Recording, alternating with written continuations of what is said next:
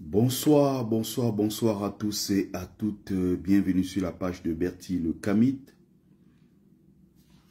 l'imperturbable négro-thérapeute, défenseur des causes justes qui avance malgré les vents contraires. En espérant que cette vidéo vous apportera un plus, vie, force, santé à vous, pluie de bénédictions ancestrales. Bienvenue sur la page de Ngumbe Sombungbon, notable que je suis, porteur propagateur du savoir ancestral, descendant de la dignité et de ceux qui n'ont jamais trahi. Alors, on va parler ce soir de la diaspora. On va donner la parole à ceux qui veulent bien l'apprendre. On va échanger calmement, posément, comme d'habitude. On va essayer de développer un certain nombre de choses. Je rappelle ici que la lutte en diaspora ne date pas d'aujourd'hui. C'est quelque chose de très très long qui a commencé il y a quand même beaucoup d'années. Mais on va essayer de situer, n'est-ce pas, cette lutte-là dans l'espace et dans le temps. Déjà dans l'espace, on va rester dans le cadre de la diaspora. Salut mon frère Kamini Scofield. On va rester dans le cadre de la diaspora. Beaucoup plus ici en Occident. Parce que, évidemment, il y a d'autres diasporas. Les Camerounais qui sont ailleurs dans le monde. Ça peut être les Camerounais du Niger, les Camerounais d'Afrique du Sud, les Camerounais, je ne sais pas, du Zimbabwe, les Camerounais de je ne sais quelle partie du monde. Mais on va plus se focaliser, n'est-ce pas, sur les Camerounais n'est-ce pas, de la diaspora, notamment de l'Occident en général, si vous voulez. Parce qu'il y a aussi les Camerounais en Arabie Saoudite, il y en a certainement au Qatar, à Dubaï, mais on ne les voit pas se mobiliser. Je ne sais pas s'il y a une représentation diplomatique du Cameroun à Dubaï, je ne sais pas, en Philippines, je ne sais pas où, en Inde, il y en a partout. Donc, est-ce que ces gens-là se mobilisent? Vous comprenez? Il y a donc des Camerounais qui sont partout. Donc, mais on va parler de cela. Donc, la lutte est une lutte qui est très très longue. On a eu à l'époque déjà les réfugiés, les exilés des années 90. Il y a encore quelques rescapés qui sont restés dans la lutte comme le général Wanto et beaucoup d'autres. Vous voyez? On a cette génération-là qui s'est battue et tout, mais nous voulons parler de notre génération, c'est-à-dire ce que j'ai appelé la génération Kamto, ce qui date de 2018, parce que nous sommes de cette génération-là. Donc, la question est très simple. Qu'est-ce que la diaspora n'a pas encore fait? Si vous avez des suggestions, proposez en commentaire, nous allons échanger ensemble. Qu'a-t-elle fait jusqu'ici?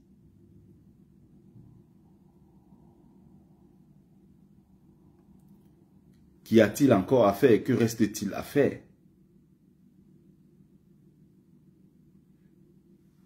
Que reprochez-vous à la diaspora? Parce que je vois souvent des gens dans leur prise de parole, dans leur prise de position, ils en veulent à la base, ils en veulent aux combattants de la diaspora. On dirait que ce sont eux qui vont changer le Cameroun. Nous, on n'est pas la cible. La cible, c'est ceux du pays qui doivent cibler Yaoundé. Yaoundé, là, c'est à 0 pas. Nous ne faisons que faire ce que nous pouvons faire à notre petit niveau. On n'a pas la prétention que depuis Paris ou depuis Londres, je ne sais, ou Bruxelles, par un coup de baguette magique, nous allons changer les choses au Cameroun. Nous nous battons où nous nous trouvons, nous nous battons sur notre territoire. Là où nous sommes plus efficaces. Là où nous sommes efficaces, c'est ici. Chaque Camerounais doit mener sa lutte. Chaque Camerounais doit apporter sa contribution. Chaque Camerounais doit se battre pour le changement. Chaque Camerounais, où qu'il se trouve, doit apporter sa pierre à l'édification d'un nouveau Cameroun. C'est là la question. Mais j'ai l'impression que certains se comportent comme si c'était de notre devoir, nous, combattants de la base, de changer les choses. Nous ne faisons que faire pour nous, notre devoir. C'est un accomplissement citoyen, c'est notre devoir en tant que citoyen camerounais. Mais la question c'est que faites-vous, vous? Si on parle donc de la lutte, jusqu'ici, en ce qui me concerne, Je pense que la base a tout fait. La base a tout donné. Vous n'avez rien à reprocher à la base. Qu'est-ce que vous avez à reprocher à la base? Mettez-le en commentaire. Et d'ailleurs, qu'est-ce que vous reprochez, vous? Pourquoi que reprochez-vous à la base? Et pour quelles raisons? Est-ce que ces raisons-là sont valables? C'est là la question. Certains souvent s'acharnent sur nous. On a l'impression que c'est nous qui avons les clés pour changer le Cameroun. Non, si on avait les clés, on aurait appliqué ça depuis longtemps. On ne serait pas nous-mêmes bloqués en exil. Si vous avez les clés, donnez-nous ces clés. Dites-nous que pour changer les choses, voici ce qu'il faut faire et ça change le pouvoir en place au Cameroun. Et la base le savait et la base ne l'a pas fait. Il faut laisser ces détails. Il y a beaucoup de guerres de leadership entre vous combattants. Ça, c'est zéro, ça. Le leadership, ça, c'est... Il y a 2, 3, 4 personnes qui se font une querelle de leadership. Ça ne change en rien le combat que nous avons mené et tous les sacrifices que nous avons consentis depuis 2018. Nous avons tout donné. C'est-à-dire que vous reprochez plus à ceux-là qui n'ont pas déjà la meilleure position. Nous sommes loin du Cameroun, à 6000 km. Vous reprochez plus des choses à ceux qui n'ont pas la main. Nous, on n'a pas la main dessus. Nous sommes très loin et nous essayons de faire à distance ce que nous pouvons faire. Mais vous reprochez des choses à la base et vous laissez les Camerounais qui vivent sur place au Cameroun. Ce sont eux qui peuvent changer les choses directement. Ce sont eux qui peuvent s'impliquer directement et les choses changent du jour au lendemain. Ce sont eux, c'est à eux de le faire. À distance, la base ne peut que jouer un seul rôle. Le catalyseur, le motivateur, ce n'est que ça. En disant, les gars, allez-y, nous on est là, on va soutenir.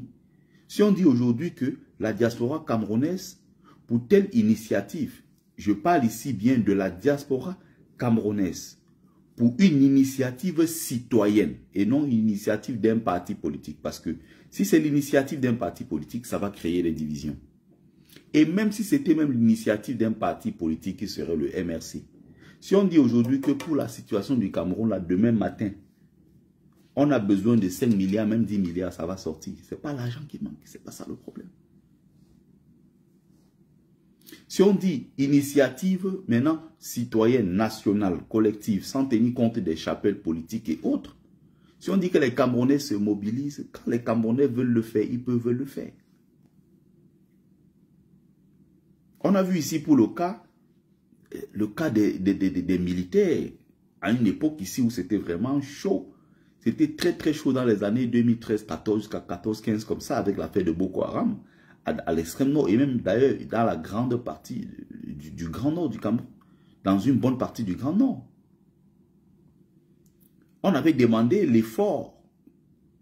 Il fallait un effort national pour soutenir notre armée. Les mêmes aujourd'hui qui disent que non, nous on ne les aime pas. Ils ont embrassé le camp de Paul Biya et défendent les intérêts d'un individu au détriment des intérêts des millions de Camerounais. Et ils s'étonnent que personne ne les aime. Ces mêmes militaires, j'ai vu l'autre jour dans une vidéo, un militaire qui se plaignait que nous on a signé pour le Cameroun et non pour un homme. Vous mentez. Demandez-vous pourquoi, quand on dit qu'on a killé un militaire au Grand Nord qui se battait contre Boko Haram, c'est tous les Camerounais. Mais alors, tous les Camerounais de tous bords se sentent concernés. Ils ont mal, comme les 12 morts qu'il y a eu récemment. Ça nous a fait tellement mal. Demandez-vous pourquoi. Quand on dit que nos militaires ont été killés au Grand Nord, tout le monde a mal. Mais quand on dit que les mêmes militaires ont été killés au Nozo, certains disent, ah, ça ne me concerne pas. D'autres disent même, c'est bien fait pour sa gueule. Ils allaient chercher quoi là-bas? Ça veut dire que d'un côté, il y a une guerre qui est juste et dont les Camerounais soutiennent et apportent toute leur énergie, leur contribution, leur bénédiction même à ces soldats-là en disant, allez défendre notre territoire. Parce que c'est une guerre juste contre l'ennemi qui vient de l'extérieur pour nous agresser. Qui prend notre territoire comme un territoire une base arrière, n'est-ce pas, de Boko Haram, où ils préparent leurs incursions répétées, ils préparent, n'est-ce pas, leurs attaques contre le régime, par exemple, nigérian. Ce sont nos terres, on doit défendre l'intégrité du territoire national. Donc c'est normal quand ceux-là sont touchés dans le Grand Nord, quand le Grand Nord est touché, mais tous les Camerounais se sentent concernés. Mais posez-vous la question, pourquoi quand on dit que la même armée, du côté du Nozo, a perdu quelques soldats, les Camerounais s'en foutent? Tout au contraire, il y a même des Camerounais qui acclament, en disant non, c'est bien fait pour leur gueule, qu'est-ce qu'ils allaient chercher là-bas? Vous comprenez? Donc, j'ai l'impression que, pour revenir à ce que je suis en train de dire, on a des choses à reprocher à ceux qui n'ont pas le pouvoir de faire certaines choses. Nous n'avons aucun pouvoir. Ce que nous pouvons faire, c'est quoi? Nous mobiliser devant les ambassades, manifester, organiser une manifestation comme celle que nous sommes en train d'organiser, qui se tiendra le 17 mai à Paris, inviter tous les autres Camerounais de la diaspora à venir nous soutenir, puisque c'est une initiative citoyenne, patriotique. En tant que citoyen camerounais qui veut le changement, tu dois te mobiliser, tu dois faire ton travail. Mais il y a des gens qui vont dire, ah, ça ne me concerne pas leurs histoires là, aller manifester. De toute façon, c'est les Bamileke, c'est les gens de Kamto qui veulent mettre leurs frères du village au pouvoir. Nous, on ne vient pas. Comme il y en a qui l'ont dit de façon même d'ailleurs très claire. Mais le problème maintenant, c'est que considérer que ceux-là, ceux qui le font, ce sont des pro-Kamto. Comme depuis 2018, où nous accusent d'être ceux-là, n'est-ce pas, des pro-Kamto, MRC, BAS et tout ce genre de choses. Seulement, j'aurais voulu voir une initiative parallèle visant à renverser le régime. Mais pourquoi ils ne l'ont pas fait depuis lors? Les gens restent juste dans la critique, les gens se tiennent à distance, parce qu'ils ne veulent pas contribuer, parce qu'ils ne veulent pas apporter leur soutien au mouvement qui est en cours, à la dynamique qui est en cours. Mais qu'est-ce qu'ils font? Ils se plaisent seulement à se mettre à distance et dire aux gens, de toute façon, nous on n'est pas avec vous, allez avec vos histoires là de changement, vous voulez mettre votre frère du village quand tout. Mais ce qu'il fallait faire, certains nous l'ont reproché jusqu'à écrire même des articles dessus ou des pamphlets, des espèces de petits bouquins là et tout dessus,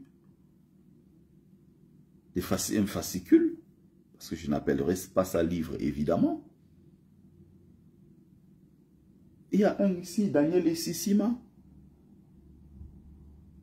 qui a pondu un truc pour dire que non, la base est prise en otage de la base de la nation à la base Bamileke. La base est prise en otage par les Bamileke. Je veux bien comprendre. Il n'y a pas de souci. Mais à côté, laissez donc la base qui est la base Bamileke à côté, créez votre initiative et dites, bon, nous avons une nouvelle initiative populaire sans les gens de Kamto. Nous voulons libérer le Cameroun. Et à côté, par exemple, on aurait pu organiser comme le 17 mai, comme ça, le même 17 mai, ou je ne sais pas, une date autre, vous faites votre choix. Pendant que nous, on est au Trocadéro, vous êtes à Place de la République et vous manifestez également. Et comme ça, ça va faire, on va voir que les Camerounais sont ici, les Camerounais sont là-bas, dans la même ville, le même jour, et ça va faire certainement, boum, ça va beaucoup parler. Ils vont se dire, mais waouh, voilà donc peut-être une branche qui est beaucoup plus peut-être pour Kamto, et il y a une autre branche qui est pour Cabral, prenons exemple comme ça, ou pour Joshua aussi. On aurait dit, waouh, mais enfin, ces gars se sont réveillés. C'est l'opposition, bien qu'ils soient divisés. C'est ce que j'ai vu avec les Ivoiriens. J'ai d'ailleurs fait plusieurs vidéos ici, où je suis allé à Place de la République, comment on appelle, au Trocadéro. Moi, je suis allé là-bas, moi, j'ai pris le micro quand les Ivoiriens étaient en train de dire, moi, j'ai pris la parole pour leur expliquer. Pour dire que, mais ce que vous faites là, mais c'est très beau. Ce que vous faites là, c'est extraordinaire. Je parle d'un truc de 2020, hein. J'étais au Trocadéro. On parle d'un truc de 2020, parce qu'il y avait les élections chez eux en 2020. On était là-bas, je crois, au mois de mai, comme ça. Il y a 5 ans, jour pour jour. La vidéo est encore là. Où j'étais allé, j'ai pris la parole. Je leur ai dit, franchement, bravo pour ce que vous faites. Parce que, il y avait le camp Ouattara. Et le camp Ouattara, ce n'était pas là-bas, je crois, c'était 2 semaines après. Ils avaient organisé leur grande manifestation. En Place de la République. pour apporter leur soutien à Alassane Ouattara. Et ce qui s'est passé, c'est même ce jour-là que notre frère qui était avec nous dans la base qu'on appelle Dreboni, c'est ce jour-là, il était là avec Johnny Pacheco pour apporter leur soutien à Alassane Dramane Ouattara contre le camp Gbagbo. Ils sont allés aux élections avec un Pascal, il y avait Pascal Affinguessan qui était encore à la tête du FPI, je crois c'est encore lui qui est à la tête du FPI, l'ancien parti de Laurent Gbagbo. Ils ont pris un pantin, Alassane Ouattara a fabriqué un pantin qu'on appelle, je crois c'est KKB, il a pris comme ça, balancé, il a envoyé aux élections et tout. Alassane a gagné, je crois, avec 94%, un score soviétique. Il s'est imposé. Mais je vais dire, au niveau de l'opposition, on avait ensemble des gens qui étaient avec l'effigie de Gbagbo, d'autres étaient avec l'effigie de Blé Goudé, et d'autres avaient l'effigie de Soro Guillaume Kibafori. Les trois étaient ensemble au même endroit, place de la République, pour manifester. Est-ce que vous comprenez ça? Mais pour le cas du Cameroun, non, on a abandonné tout en disant que non, votre Kamto partait avec... Mais vous faites quoi de votre candidat que vous avez choisi? Si ce n'est pas Kamto votre candidat, d'accord. Mais si c'est Cabral, pourquoi depuis 2018, Cabral n'a jamais été porté en diaspora? Si vous le faites parce que vous aimez votre Cabral, ben, mobilisez-vous pour votre Cabral. Vous ne pouvez pas le faire juste contre quelqu'un, c'est une sorte de haine. Vous faites des choses par réaction, par haine de l'autre. Et si vous faites des choses par haine de l'autre, par aigreur, par frustration, par jalousie, de ceux qui portent Maurice Kamto, ça ne marchera jamais. Parce que ce n'est pas conçu, ce n'est pas pensé sur le temps, parce que ce n'est pas mûri, et ça ne part pas d'une bonne idée, ça ne part pas d'une bonne initiative. Quand quelque chose ne vient pas du fond du cœur, ça ne peut pas marcher.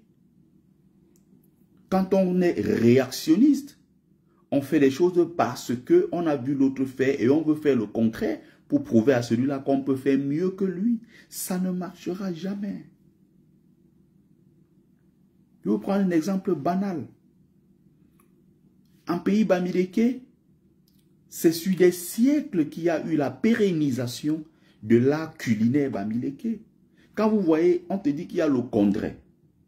Prenons le dimanche taro qui fait fureur aujourd'hui. Vous voyez partout le dimanche taro est en train de remplacer même les messes.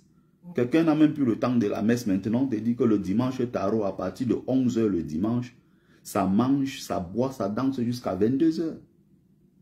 Quand les gens voient ça, ils se sont dit, ah, les Bamileke là, ils exagèrent avec leur histoire de Ndop qu'on voit partout. Il y a le Ndop partout. Ils croient qu'ils sont les seuls au Cameroun. Hein? Le taro est partout. Sauce jaune, ils croient qu'ils sont les seuls Camerounais. Ils sont partout.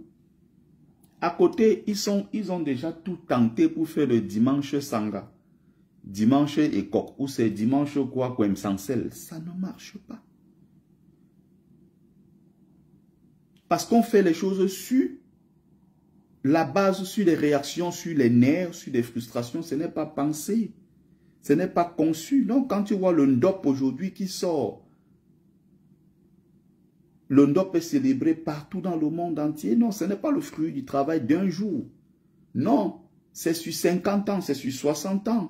Pendant que l'Ouest Cameroun était pilonné par l'armée française, par les éléments supplétifs de l'armée française, quand ils pilonnaient l'Ouest, les gens, les grands initiés se sont battus pour conserver l'art culinaire, pour conserver l'art vestimentaire, conserver nos cultures, conserver nos traditions. L'essentiel de nos secrets était transporté de la zone francophone, était transmise en zone anglophone pour que ça puisse être conservé de l'autre côté jalousement. C'est après les guerres, là, quand il y a libération, qu'ils ont retransmis, ils ont retransféré un certain nombre de compétences, un certain nombre de matériaux, des choses comme ça, des éléments essentiels de la culture, ils ont retransféré. C'était gardé dans des temples secrets, il y avait plein de trucs qu'on a conservés. Quand vous voyez où on se lève comme ça, on vous parle du Ndop aujourd'hui, les gens croient que ça naît du jour au lendemain. Non, le Ndop, c'est une conservation, c'est sur des siècles. Donc quand vous entendez, on ne se lève pas un matin, on fait quelque chose parce qu'il faut faire. Nos parents à la maison, les dimanches, on savait que c'était un jour spécial. C'était un jour du dimanche, c'était le tarot. Parce que tout le monde était là. Maman préparait tout la veille. Le matin, on faisait bien. On va aller à l'église. Parfois, pour ceux qui allaient à l'église, on revenait. C'était un bon tarot avec du vin rouge. À l'époque, là, ils appelaient ça le manjunga. Il y avait le elbino. Il y avait d'autres vins aussi qui sortaient dans la bouteille, dans la damjane comme ça. De l'époque, là, nos parents, nous, on est nés, on était tout petits, on voyait comment nos parents... Le tarot, c'est un plat royal. Ce n'est pas un plat du quotidien en pays bamileke. Les plats du quotidien en pays bamileke, ce n'est pas le tarot. Le tarot, c'est un plat royal qui se mange un jour spécial de la semaine. C'est comme le congrès, c'est un jour spécial de la semaine. Les plats qu'on mange vite fait en pays bamileke, quand on n'a pas eu le temps de vraiment s'asseoir, faire un vrai repas, c'est ce que les Bangantais appellent le colloque, le side colloque. C'est vite fait, c'est-à-dire on prend les plantains, on découpe comme ça en petits, tac, tac, tac, tac, tac.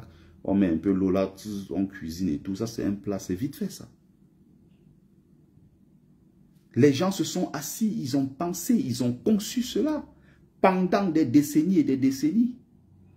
Et aujourd'hui, quand on voit le ndop partout, aujourd'hui, quand on regarde le dimanche tarot, les gens en face par réaction, par haine, par aigreur, par jalousie se disent, ah, nous aussi, on va créer notre dimanche, je ne sais pas, Sangha, on va créer notre dimanche Ekok. Ça ne sera jamais pareil. C'est un peu comme les intellectuels africains, quand ils en prennent que Sarkozy a dit que les Noirs ne sont pas suffisamment entrés dans l'histoire, les Noirs étaient des sauvages, les Noirs étaient des ceci. On se lève un matin, on dit, ah mais comme puisque Sarkozy a dit ça, nous aussi on va dire le contraire. 5, 6, 7, 8 ou 50 intellectuels africains se mettent quelque part, ils pondent quelque chose. Ils pondent quelque chose comme ça là et ils balancent. Ils ont l'impression qu'ils ont fait quelque chose. Non, vous n'avez rien fait. Vous êtes en train d'écrire l'histoire en réaction à ce que le colon, le maître a dit. Ça ne fonctionne pas comme ça. Donc pour revenir à la politique camerounaise, on va voir que quand même depuis 7 ans, ceux qui disent se battre pour Kamto ont continué à se battre pour lui. Donc, on parle de 7 années comme ça sans discontinuer. Les gens se battent tous les jours. Ils crient tous les jours, Kamto, Kamto, c'est notre candidat. Kamto, c'est le meilleur. Il a le meilleur programme politique. Kamto, Kamto, Kamto. Pendant 7 ans, sans s'arrêter. Et du jour au lendemain, vous avez des gens qui viennent vous dire non, il faut faire une coalition avec Cabral, qui depuis 7 ans n'a rien réclamé, qui depuis 7 ans n'a jamais fait la cellule, qui depuis 7 ans n'a pas dit qui a gagné aux élections. Il a dit un candidat de l'opposition. Les gens aujourd'hui parlent, ils ont poussé la blague récemment, mais très loin en parlant de quelqu'un comme, comment il s'appelle le plaisantin là. Même moi, si je vais à une élection face à lui, je vais le battre très facilement. Désespoir Matomba. Écoutez les noms comme ça. Désespoir Matomba. Quelqu'un qui est venu, en 2018, on a entendu Matomba, tout d'un coup, il a disparu. Mais comment les gens font pour reparler d'un tel mec en 2025? Il n'a participé à aucune manifestation, il n'a rien réclamé, rien, dans le vide pendant 7 ans. Pareil que, comment on appelle, Akeremouna. Qu'est-ce qu'Akeremouna a fait? Qu'est-ce qu'il a apporté? Rien du tout. 7 ans après, il réapparaît maintenant, il commence à faire semblant, il veut une coalition avec qui? Un vendeur de l'univers.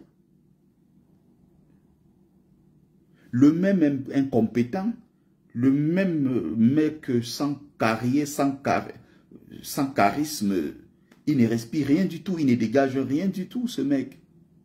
Koumvondo, des plaisantins pareils, professeur agrégé qui allait être l'esclave d'Eto au sein de l'histoire de la FECAFOOT, représentant d'Eto, il cherche son gombo partout, il bavarde, il passe son temps à bavarder.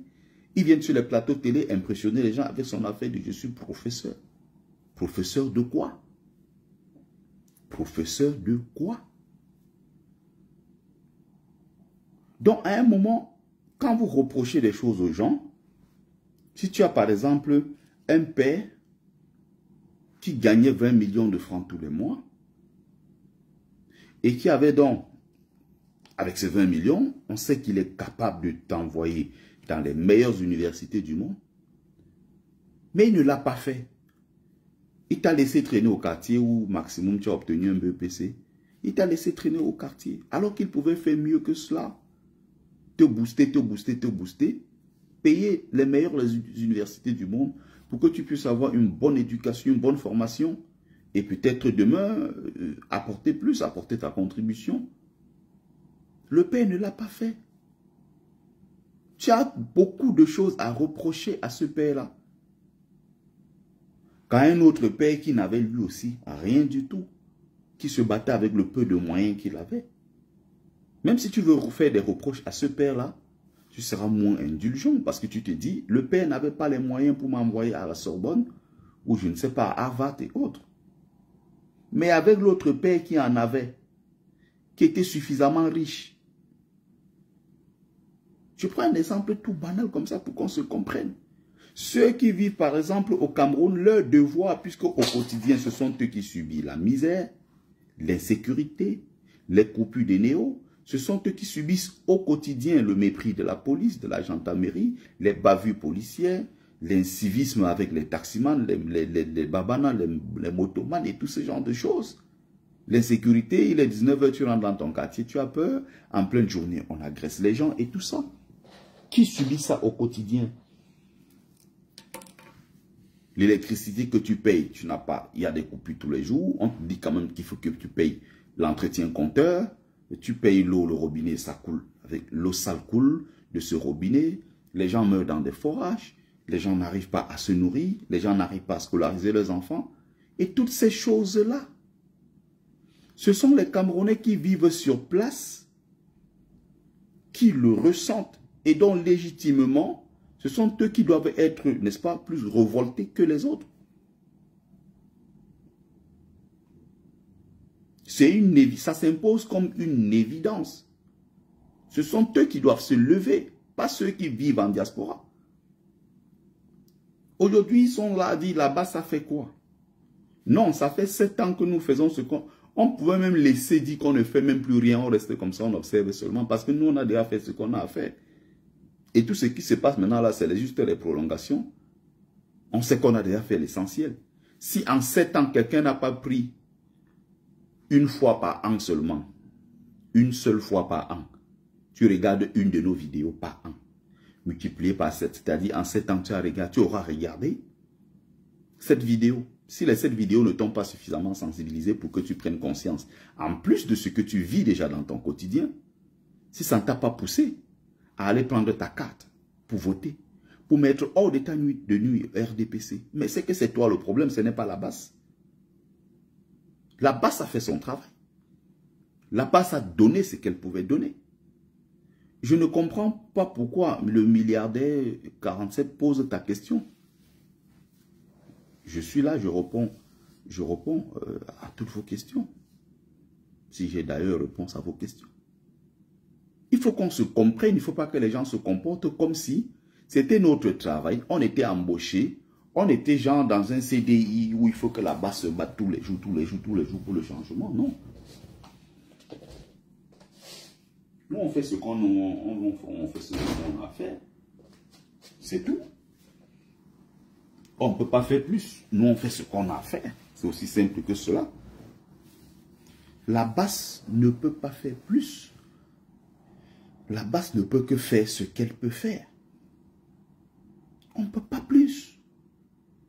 Depuis 7 ans, je ne peux pas compter le nombre de manifestations, le nombre de voyages à l'étranger. Je ne peux pas compter le nombre de directs. Je ne peux pas compter le nombre de réunions. Je ne peux pas compter le nombre de sittings devant l'ambassade. L'autre jour encore, j'étais devant l'ambassade pour dire aux Camerounais, mais inscrivez-vous. Vous ne voyez pas que là, il faut qu'on change des choses. Et pour changer les choses, même si demain ça va être un régime militaire, même si demain ça va être une vraie élection démocratique, même si, non, il faut s'inscrire sur la liste électorale.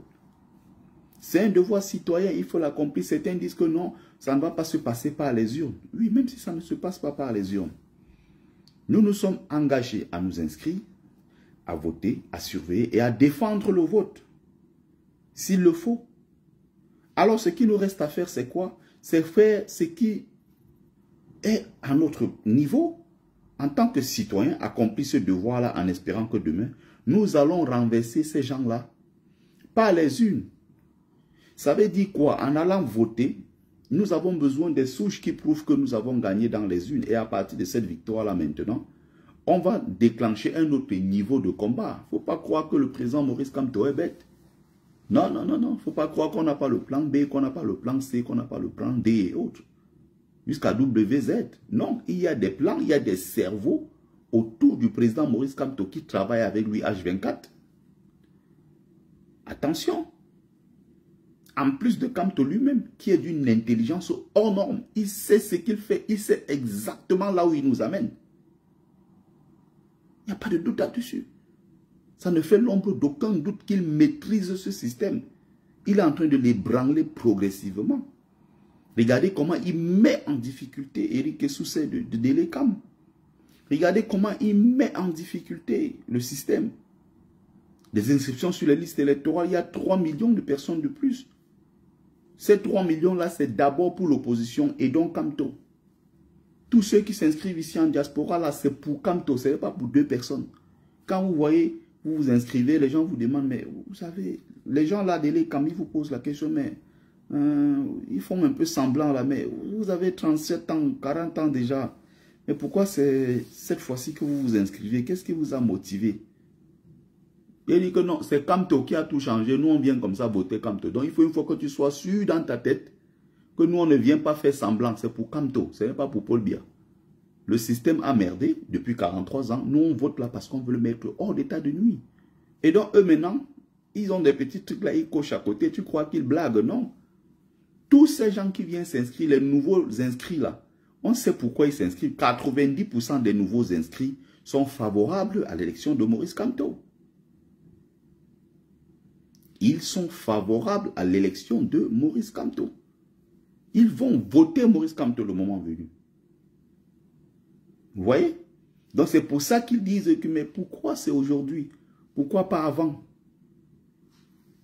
Et si tu dis la situation du pays s'empire, bah, ils comprennent que ça veut dire que Biya a échoué. Et que tu ne seras jamais pour le RDPC. C'est aussi simple que cela.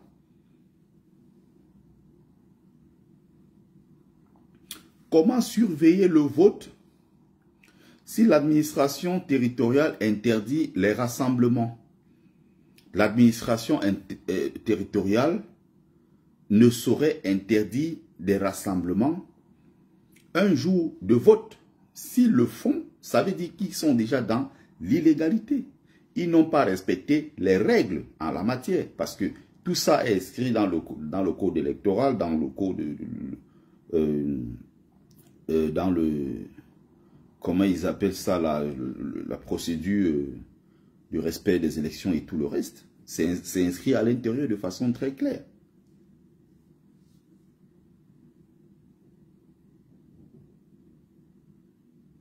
Tout ça est prévu dans le code électoral et tout le reste, dans le déroulement du processus électoral.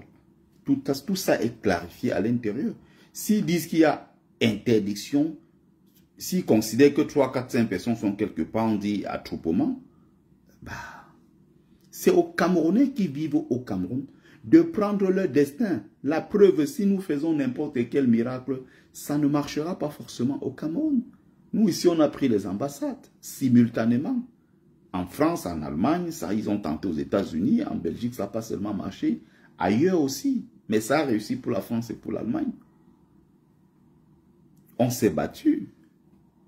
On a fait tout ce qu'il fallait faire. Bonsoir, Mafolo, brave combattante. Vous avez vu pour la première fois ici dans l'histoire du Cameroun, nous, on a levé des foules en 2018, en 2019. On a levé des foules. Pour la première fois, on voit 45 000 Camerounais. 45 000 Camerounais, presque 50 000 Camerounais sont sortis à place de la République ici. C'était plein partout, les images sont là. pour Maurice Kamto. Les gens sont sortis le 18 mai.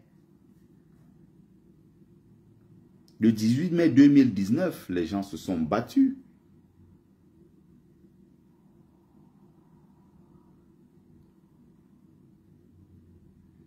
Les gens sont sortis de partout. Qu'est-ce que la diaspora n'a pas fait? Vous comptez, c'est-à-dire que vous blessez les gens en fait. Parfois certains le font inconsciemment. Parfois d'autres le font par pure méchanceté. Parce qu'ils sont bien conscients des sacrifices consentis par les combattants de la diaspora. Mafolo qui est là vient d'Angleterre. Elle est ici toutes les semaines. Quand on dit manifestation, quand on dit réunion, on dit voyage, on dit ci, on dit contribution. C'est des femmes mariées. Mais elles font leur sacrifice, c'est leur part de contribution pour le changement. Les gens se déplacent, les gens font des choses. Quand on dit en Angleterre, devant l'ambassade, partout, les gens se battent. Certains se comportent aujourd'hui comme si la diaspora avait la possibilité de faire quelque chose, elle ne l'a pas fait. Certains ont des choses à reprocher aux combattants de la diaspora, mais pas à ceux qui vivent sur place au pays. Non, nous on n'a qu'un rôle de catalyseur, on a un rôle de motivateur et à distance. On fait ce que nous avons à faire ici en extraterritorialité, mais on n'a pas cette baguette magique qui nous permet, n'est-ce pas, à partir de la diaspora, de changer les choses de façon considérable au Cameroun. Non, c'est les Camerounais qui vivent au Cameroun, c'est à eux de prendre leur destin en main. C'est aussi simple que cela, c'est l'histoire des peuples, c'est comme ça que ça se passe partout. Le Cameroun ne fera pas exception.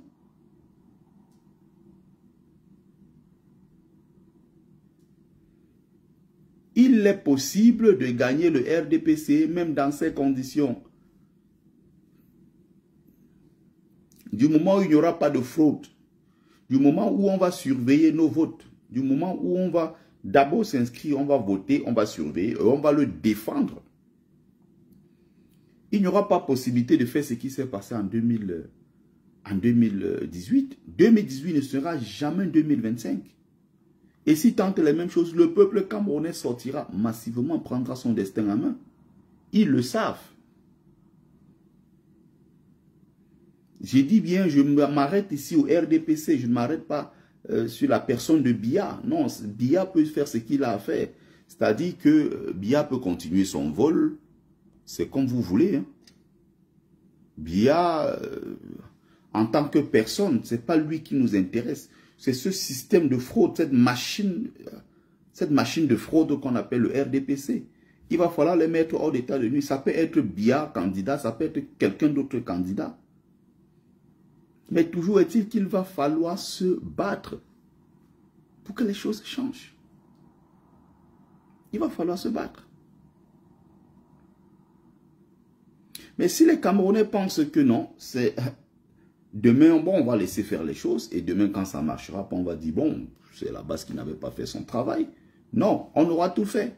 La base a tout donné. La base a tout essayé.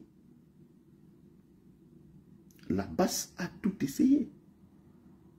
Imaginez les risques que les gens prennent ici avec la base. Regardez ce que les gens encaissent dans leur vie quotidienne. On a pris des coups. On a pris beaucoup de coups. Je n'en parle par exemple jamais ici. J'en parle là peut-être pour la première fois. Le général Wanto est au courant. Je l'avais appelé. J'ai traversé une période difficile ici. Très difficile. Où j'avais monté des trucs, j'ai monté mon dossier et tout. On avait des contrats, on avait des trucs et tout prévus.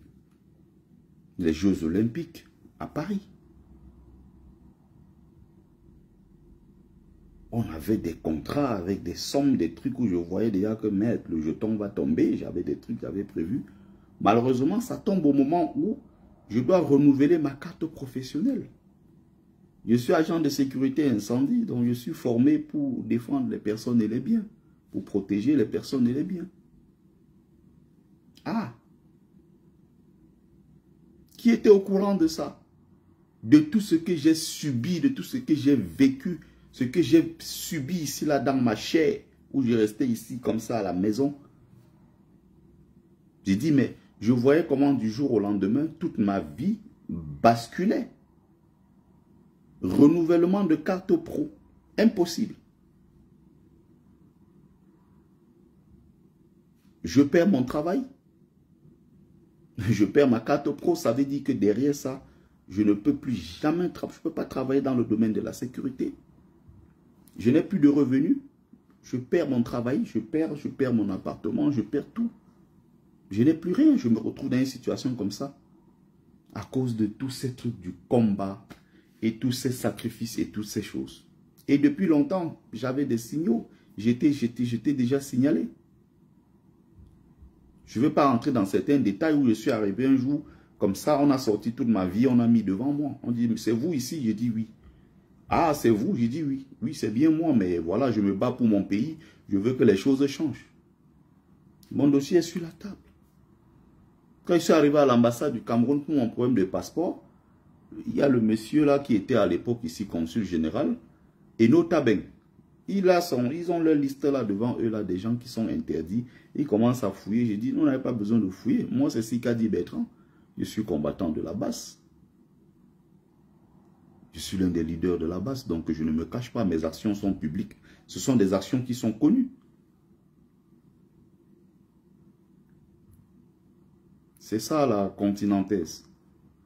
Tout ça est tombé à l'eau aujourd'hui.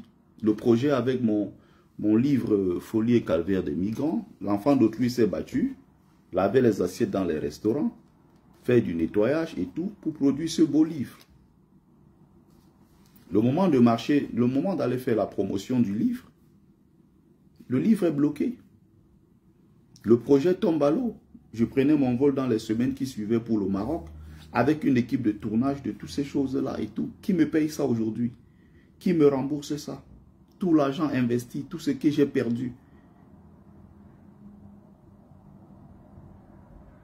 Pour un simple voyage récemment, même à Munich, j'ai écrit ici pendant 2 semaines, 3 semaines. Qui pour me prendre un billet d'avion? Si quelqu'un avait même seulement dit, bon, nous on te paye l'aller, débrouille-toi pour le retour, j'aurais quand même dit, ah, il y a quand même quelqu'un qui se soucie quelque part. Il y a quand même quelqu'un quelque part qui reconnaît nos sacrifices. Personne. Pour un simple billet d'avion, aller, je crois que c'était 65 €, 68 €. Retour 68 € encore, quelque chose comme ça.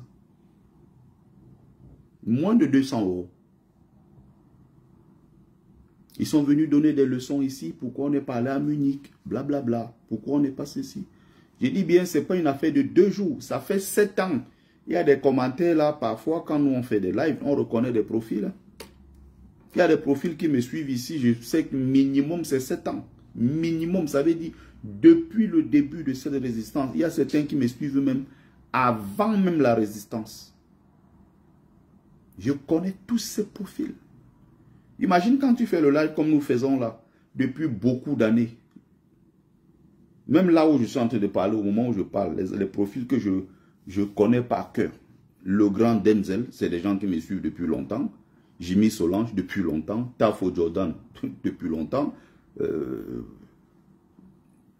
Les Mafolo et les autres. Bon, ça, c'est des combattants qu'on a vus sur le terrain. Hortense Lache et autres. C'est des combattants qu'on a vus sur le terrain. Si je vais ici, là, sur TikTok, Continentaise, elle vient de donner une référence là. Ça, c'est quand moi, j'étais allé lancer un projet au Cameroun, en 2018.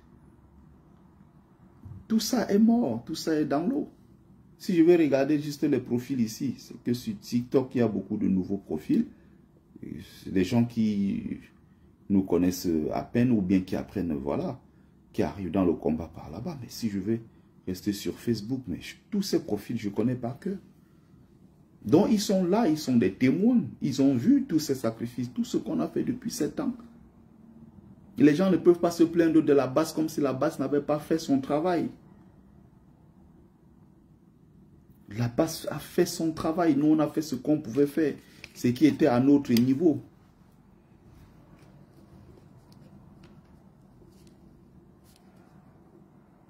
À notre niveau, on a fait ce qu'on pouvait. On ne peut pas comme ça du jour au lendemain. Tes questions, il faut les poser, milliardaires. Je dis bien, nous avons besoin des souches, nous avons besoin des preuves que nous avons gagnées. Et si donc on a gagné les élections, on va déclencher un autre niveau de lutte qui ne sera plus... Le président élu lui-même sait qu'il ne peut plus commettre cette erreur. Le président élu Maurice Kamto le sait. Le MRC le sait. Le peuple du changement le sait. Que 2018 ne sera pas 2025. Le président Kamto ne va pas gagner dans les urnes. Et le moment de lui déclarer sa victoire, Clément Atangana va encore s'asseoir, il va dire irrecevable. Paul Biya a gagné avec un score soviétique. Et le président Maurice Kamto, sachant qu'il a gagné, va encore faire ce qu'il a fait en 2018 en disant aux Camerounais, je prends à témoin la communauté internationale, je vais à la cour pénale, je vais au siège de l'Union africaine à Addis Abeba pour réclamer ma victoire, pour déposer des requêtes. Je prends à commission le Parlement européen, l'Union européenne, la Cour africaine des droits de l'homme, communauté, blablabla, et blablabla, ça ne fonctionnera pas. Le président élu lui-même le sait. Donc il y a un plan B, il y a un plan C, il y a un plan D, il y a un plan W, il y a un plan Z. Le président Maurice Kamto sait ce qu'il fait. Il sait exactement là où il nous amène. Et il sait exactement l'erreur qu'il ne faut pas commettre. Il sait que s'il commet cette erreur-là, c'est terminé. Tu ne vas pas gagner en 2018. On refuse de te donner ta victoire, de déclarer ta victoire et de te donner le pouvoir. Tu utilises une méthode, ça ne marche pas. Les 3 premières années, tu revendiques ta victoire, tu lances le projet national de contestation, le plan national, il avait appelé ça le plan national de résistance. Tu lances le plan national de résistance, au bout de 3 ans, tu te rends compte que le processus est bloqué. Bon, toi-même, tu ne parles plus de résistance, parce que tu as compris que c'était mort. Le RDPC a gagné ce tour-là par la fraude, on le sait, on passe à autre chose. Mais maintenant, 2025, croyez-moi que le président élu est suffisamment affûté, il a appris de ses erreurs, le MRC a appris, les conseillers, tout ce qui tourne autour, et le peuple camerounais est témoin et a vu depuis 2018 que le président Maurice Kamto n'a rien lâché, il est sur le terrain, il est avec le peuple qui souffre, il a géré à son niveau les problèmes de la crise anglophone, les problèmes de la guerre dans le Grand Nord. Il y a des rapports du MRC et du travail qui est fait sur le terrain. Le parti politique a fait des choses incroyables sur le terrain. C'est-à-dire que si on veut parler, là on dit les preuves, ils sont capables de sortir leurs preuves en disant que voici les forages, voici les écoles, voici ce que nous avons fait. À ce petit niveau-là, avec les petits moyens, en tant qu'un petit parti politique comme Biya lui-même dit. Ça veut dire que si on leur donne les moyens de l'État, ils vont faire 1000 fois mieux. Le peuple est témoin de tout ce qui est en train de se passer. Donc si un Camerounais, parce qu'il est haineux, parce qu'il est tribaliste, dit que non, Beta Biya continue que de voir un Bamileke au pouvoir, ça c'est son problème. Il est dans la poubelle de l'histoire. On veut des personnes les plus compétentes pour développer le Cameroun, pour remettre ce pays sur le droit chemin. Et ces Camerounais-là qui vont faire travailler, qui vont contribuer dans ce grand projet national patriotique, viendront de partout. Ils seront de partout, musulmans, chrétiens, anglophones, francophones, Bamileke, Sawa et quand tout ce que vous voulez. Ce sont des Camerounais. On le fera pour notre pays, pour nos enfants. Vous comprenez? Donc, pour revenir à ce que j'étais en train de dire, quand vous voyez les gens qui ont quelque part quand même l'intention de bien faire les choses, ils pensent la chose, ils conçoivent, ils s'asseyent, ils discutent et ils commencent à poser les jalons au fur et à mesure pour atteindre l'objectif. Et ils se fixent un cap. Non, c'est ce que Cabral n'a pas fait. C'est ce que Joshua aussi n'a pas fait. C'est ce que Désespoir Matomba n'a pas fait. Qui dans l'opposition? C'est parce que Akweremou n'en a pas fait. Le seul qui s'est retrouvé à tout faire, même les inscriptions sur les listes électorales. En 2017, nous on portait le projet. 11 millions, mouvement 11 millions de citoyens avec Cabral Libye. Pourquoi depuis 2018 jusqu'à aujourd'hui, Cabral n'a pu jamais parler d'inscription sur les listes électorales? Pourquoi Cabral n'a pu jamais porter un seul projet? Jamais. Aujourd'hui, il met une cagnotte pour dire aux gens de cotiser pour lui pour qu'il aille aux élections. Quelle élection? Il ira à quelle élection? Il faut qu'on se dise les choses. Bonsoir, Justine Boucan. On va donc à quelle élection? Est-ce qu'ils ont été constants? Ceux qui sont restés constants, le seul qui est resté constant de 2018 à aujourd'hui, de 2018 à 2025, c'est Maurice Kamto.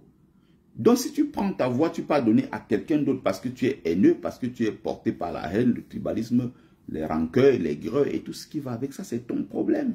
Tu auras fait du mal à toi-même et à ton pays, pas à Maurice Kamto. Maurice Kamto a fait sa vie, il a fait tout le reste, hein? Il a accompli tout. Tout ce qu'il est en train de faire maintenant, là, ça c'est des prolongations. Il rend service à son pays, il est sur la voie de sortie. Vous voyez même les gros bouquins de 1500 pages qu'il écrit là. Les gros bouquins là, ça c'est comme ça. Des choses qu'il est en train de consigner. L'homme n'est pas éternel, il sait qu'il a déjà tout fait, il a tout donné. Et maintenant, il veut tout redonner au Cameroun. Parce que tu es dans les greux, tu te dis, ah, un Bamileke ne sera jamais un président. Et dans ça, tu gagnes quoi? Regardez les partis politiques. Les petits partis politiques régionalistes. Et vous voyez, les gens sont derrière. C'est notre frère du village. Le PCRN là, ils peuvent gagner les élections où? Si ce n'était pas les postes là que le MS avait démissionné, n'est pas allé aux élections, et on a donné ça comme ça. C'est les députés boycott. C'est les maires boycott. Cabral, c'est un député boycott. Aïzé Kala, il avait promis le forage. En 5 ans de mandat. 5 ans. Cabral a-t-il donné le lot aux gens? Mais quand tu regardes ces évidences-là, comment tu peux penser un seul instant que tu vas voter pour un tel mec si ce n'est pas la haine, les rancœurs, le tribalisme? Tu dis que toi-même tu es bassa, on te dit que c'est ton frère, tu vas voter pour un tel mec. C'est pour ça qu'ils ont des partis qui ne sont pas des partis politiques d'envergure nationale. Il faut tenir compte de cela. Le MRC est implanté partout sur l'ensemble du territoire. Le MRC est resté constant.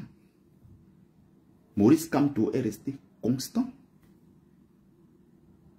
Il s'est battu pendant tout ce temps-là pour le bien du peuple camerounais. Dès qu'il y a les accidents, il est présent. Dès qu'on dit qu'il y a ceci, il est là. Mais depuis 7 ans, il y a des gens qui font le choix de ne pas voir ça. Non, ça ne nous intéresse pas. Il y a des choses ici, quand je parle, j'insiste beaucoup sur le problème du tribalisme depuis beaucoup d'années. Certains ne me comprennent pas. Ils comprendront bientôt. Le seul problème que nous avons au Cameroun, c'est ça. Ce n'est pas deux choses. Quelqu'un tente de te distraire avec les conneries de...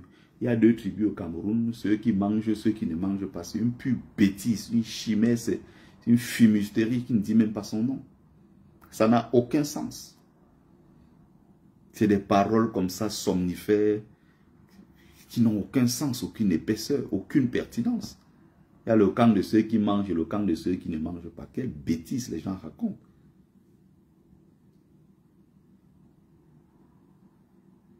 Il y a le camp de ceux qui mangent, le camp de ceux qui ne mangent pas et blablabla. C'est une façon de distraire les Camerounais pour dire que non, il n'y a pas de tribalisme au Cameroun. Vous allez voir d'ici quelques mois ce qui va se passer. Les vrais visages vont se révéler. Pour d'autres, on est déjà au courant. Pour ceux qui se cachent encore, on va voir ça d'ici peu. Vous allez voir comment les gens vont se lever parce que c'est le village qui les appelle. Et les gens vont vous faire croire au Cameroun, non, non, non, ça n'existe pas. Ceux qui en parlent sont des personnes arriérées. C'est des gens qui, non, ils sont des haineux, c'est des tribalistes. Ah non, non, non, il ne faut pas en parler, ça n'existe pas. Beaucoup de Grassfield devraient voir tout ce qui se passe.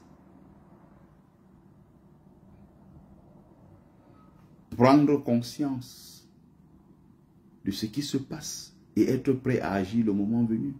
Est-ce qu'ils ont compris les messages qu'on passe depuis des années? Ils ne comprennent pas, ils sont dans les quincailleries. Moi, j'ai confiance au boulot, je le disais l'autre jour. Une seule de leurs signatures, ça annule tous vos bêtises que vous appelez immeubles là. Immeuble Ngayou, c'est immeuble quoi, Kamgen, tous vos conneries là, on va annuler tout ça. Une seule signature, titre foncier annulé, on annule tous vos bêtises. Vous allez courir à Yaoundé pleurer tous les jours. Je prends ici la parole de quelqu'un qui n'est pas n'importe qui au sein du MRC, qui s'appelle Joseph Emmanuel Ateba. C'est le secrétaire national, c'est le Sénacom du MRC, qui est Ekan Ateba. Il a dit la dernière fois, cette partie-là, les gens semblent l'oublier, soit peut-être les gens n'étaient pas au courant. Il a dit de façon très claire, partout où je vais auprès de mes frères et quand je mets le nom Kamto, le seul truc qui me revient à chaque fois, c'est que non, on sait qu'il est bon, on sait qu'il est compétent, mais son seul problème, c'est que c'est un Bamileke. Ce n'est pas moi qui le dis. Hein. Allez taper Emmanuel Joseph Ateba sur Facebook. Vous regardez là, la publication est là. Il n'a pas supprimé, c'est là. C'est parce qu'il est Bamileke.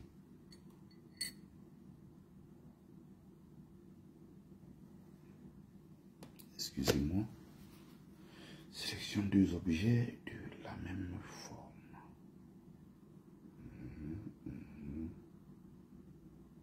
Ça et ça. C'est bon. On continue le live. Donc, je vais arrêter dans quelques minutes.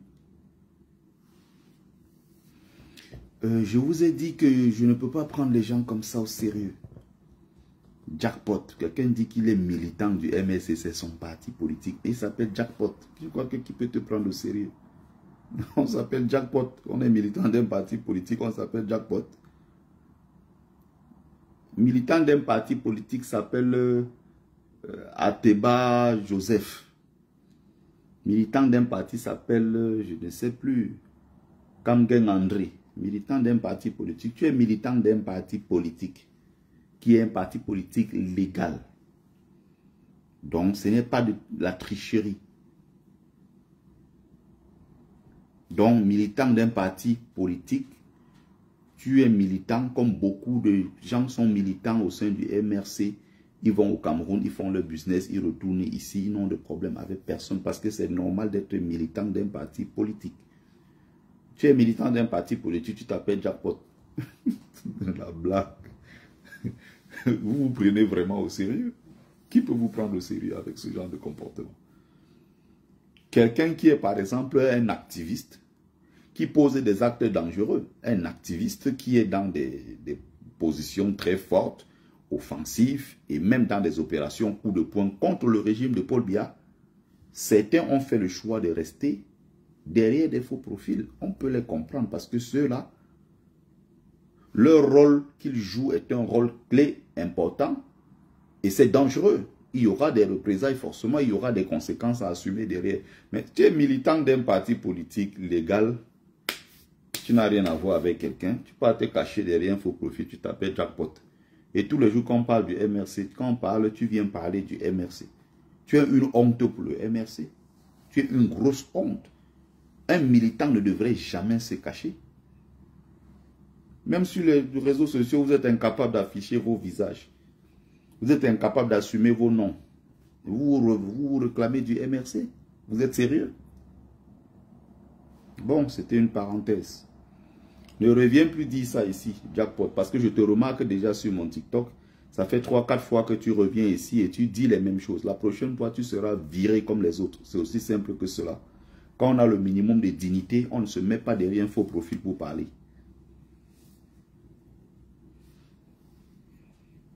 Si tu te mets comme moi là, tu parles, rien ne va t'arriver parce que tu es militant d'un parti politique. Vous ne voyez pas les militants des partis politiques qui partent tous les jours au Cameroun, ils reviennent. Qu'est-ce qui les empêche? C'est normal, ils sont militants d'un parti politique. Vous pouvez expliquer pourquoi vous vous cachez derrière des faux profils? Donc, on va dire les choses très simplement, très clairement. La diaspora a tout donné. La base a tout donné. Vous n'avez rien à nous reprocher. Vous ne pouvez pas dire que non, non, la base n'a pas fait son travail. Non, la base a fait son travail. C'est aux Camerounais qui vivent au Cameroun de prendre leur destin en main. Et c'est à la diaspora d'accompagner. Mais il faut que cette initiative soit prise par les Camerounais qui vivent au Cameroun. Sinon, tout le reste là ne servira à rien. Tout le reste ne servira à rien. Et la diaspora est encore capable de redonner sur le plan de l'investissement humain. Ça peut être matériel, financier, tout ce que vous voulez. Si on dit demain la cotisation, non, on va cotiser, ce n'est pas un problème. Si on dit sortez manifester, on va le faire. On s'apprête d'ailleurs à le faire. Le 17 mai prochain, place du Trocadéro, 17 mai, rejoignez-nous massivement. Venez massivement manifester avec nous. La diaspora va encore une fois parler du problème des inscriptions sur la liste électorale, du problème de la publication de la liste électorale nationale, que Elekam refuse de publier. Donc on est en train d'aller comme ça dans un match, on ne connaît pas qui sont les joueurs, on ne sait pas combien de joueurs on a sur le terrain, comment ils s'appellent, on ne sait pas qui. L'arbitre est pour eux, le juge est pour eux, le commissaire du match est pour eux, tout est pour eux. Ils ont déjà activé leur machine de la fraude.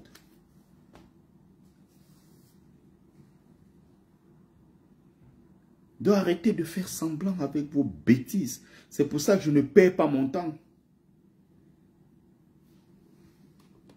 Voilà, c'est celui-là, ce genre de profil. Voilà. Donc c'est pour ça que vos gens de bêtises, oui, je suis militant du MRC, je n'accepte pas qu'on parle comme ça des autres partis de l'opposition.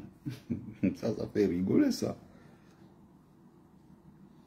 Vous aimez bien tenir ce genre de beaux discours, on est là dans le politiquement correct. Parce que ça nous arrange. Avez-vous pensé aux gens qui sont morts aujourd'hui? Bonjour Félix Tekeu. Avez-vous pensé à ceux qui sont en prison, dont les enfants ne vont plus à l'école, dont les femmes ont divorcé, dont les familles sont disloquées? Avez-vous pensé à ceux qui subissent la triple peine, qui ont tout perdu aujourd'hui? Parce que ces gens-là sont allés manifester en 2020. Des militants qui se revendiquent du PCRN de Cabral-Libye dans le quartier Bassa à Neubel ont arrêté des militants du MRC à aller remettre à la police. Ces gens-là sont condamnés jusqu'aujourd'hui. Donc quand on entend les militants bracata du MRC, comme toi qui viens te mettre ici pour dire que non, je suis militant du MRC, je n'accepte pas qu'on dise de telles choses d'autres formations politiques. C'est de la bêtise. Quand vous voyez partout, ils sont en train d'insulter le MRC. Partout, ils insultent Kamto. Quand est-ce que vous sortez pour les défendre en tant que parti politique? Oui, vous bavardez. J'ai même entendu les Toto dire comment. Oui, mais vous savez, les militants du MRC sont en prison. Ils n'ont jamais manqué de rien. Tous les jours, on fait le condré, on fait la sauce gombo. Qui vous a dit que les gens veulent manger ça en prison? Oh, les plaisanter, ces gens-ci. Qui vous a dit que les gens ont besoin de ça en prison? Non, les gens veulent être libérés. Les gens veulent être dehors, respirer l'air du dehors, même s'ils n'ont pas de quoi manger. Les gens veulent aller retrouver leur famille. Les gens veulent rentrer le soir à la maison. Les enfants courent vers eux. Papa, tu es rentré, la journée a été. Il fait des câlins à ses enfants, il part les coucher. Ils mangent ensemble, il part les coucher et tout. Le matin, il prend les mains comme s'il l'amène à l'hôpital. C'est ça le rôle d'un père. Ces pères-là sont en prison. Le régime a décidé de les enfermer. On s'est battu par tous les moyens pour que ces gens soient libres. Ils ont verrouillé. Donc tu devais être en train de pleurer avec eux et non de rappeler des conneries aux gens. Les gens dont du MRC, les gens dont du MRC qui ont été arrêtés. Je parle de ça, mes camarades étaient dedans. Hein. Que même quand on les arrêtait, quand on les tabassait, on les arrêtait. Ils parlaient même dans leur langue, même en français. Et vous les Bamileke, là, c'est vous qui voulez le désordre dans ce pays. On les ramasse, on remet à la police, à Neubel. Un quartier aussi majoritairement Bamileke. On a arrêté leurs frères devant eux, on allait déposer là-bas en cellule. On a pris, on a enregistré. Les quelques qui étaient à l'intérieur, qui n'étaient pas Bamileke, on a sélectionné, on a sorti, on les a isolés. Dès qu'on a tamisé, on a dit non, non, non, n'entrez jamais dans les choses de Bamileke, ce sont eux qui veulent détruire ce pays. On les a libérés. Pareil que quand Mamadou Mota de son côté a été arrêté, le militaire, le policier ou le gendarme qui lui donnait des coups de poing, lui donnait des violents coups de poing, il tabassait. C'est vous, des moutons comme ça du Nord. Vous croyez que vous pouvez changer quoi dans ce pays? Des moutons comme ça du Nord, on vous donne 2500 francs. Les Bamileke vous trompent avec 2500 francs. On demande d'aller manifester. Vous portez, vous ramassez les gens partout pour venir manifester. Vous voulez chasser Paul Biya et vous savez quoi? Toup, toup, on donne les coups de poing. Mamadou Mota au sol. Toup, toup, toup, toup, on donne les coups de poing. C'est un homme en tenue qui traite Mamadou Mota de mouton, payé par les Bamileke, pour déstabiliser le Cameroun.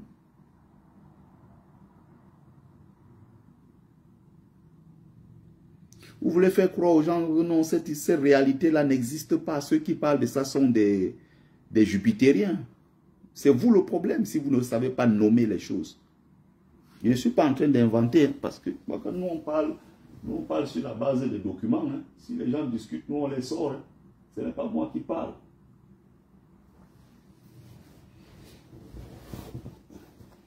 Parce que les gens s'y sont comme ça que quand on parle, ils disent qu'on a inventé les choses. Mamadou Mota, son livre est quelque part ici. Le don de Tokembere, c'est écrit dedans. Hein. Je ne sais pas si les gens l'ont même lu, cet ouvrage.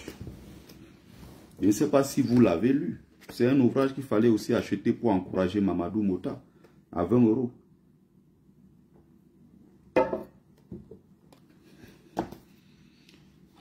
J'étais là le jour de sa dédicace, il m'a dédicacé cet ouvrage.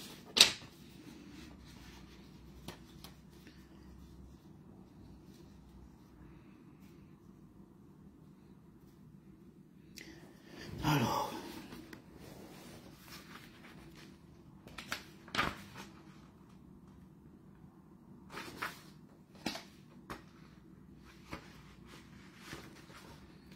Mamadou Mota dit ici à la page 32. Et voilà qu'en 2011, sous le firmament du ciel politique camerounais, s'affiche un homme qui a quitté le gouvernement. Ses interventions sont massivement et scrupuleusement suivies. Mais il est craint et détesté parce qu'il est Bamileke. Cet homme est le professeur Maurice Kamto, page 32.